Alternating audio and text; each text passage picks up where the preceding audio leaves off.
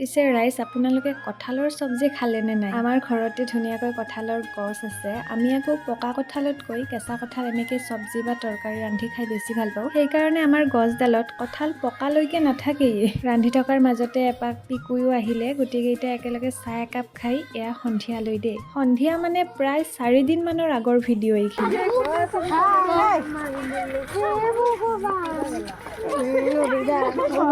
কিয় ভয় লাগে তোৰ আৰু?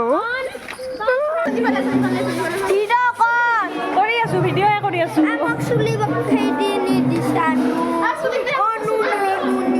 কিহৰ খাদ্য লাগছা? এই কি কৈছিলি? দীক্ষিতা বা কি? হৈ দে। ইহঁতৰ দিনত আমি ইনষ্টাগ্ৰাম কি জনাই নাছিলোঁ নহয়নে?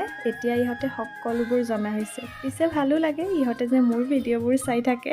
আৰু এইফালে আমাৰ গাঁৱৰ ল'ৰাকেইটাই নামৰ ৰিহাৰ্চেল কৰি আছে আৰু আমি ইয়াতে ইহঁতক চাই আছোঁ। সৰু ডাঙৰ মানে নাই, মুঠতে কাজিয়া এখন লাগিব পালেই হ'ল আৰু এইকেইটা। আৰু ইহঁতৰ লগত এনেকৈ লাগি থাকোঁতে আহি পালে ভিনদেউ, যিহেতু ভিনদেউৱে আমাক বিহুখিনি শিকাই আছে।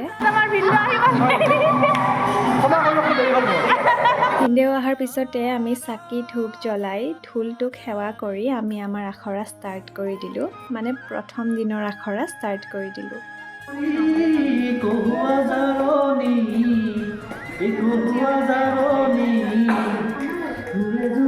আৰু এনেকেই আমাৰ প্ৰথম দিনৰ আখৰাৰ সামৰণি ঘটিল। বাৰু ৰাইজ, আজিলৈ ইমানেই।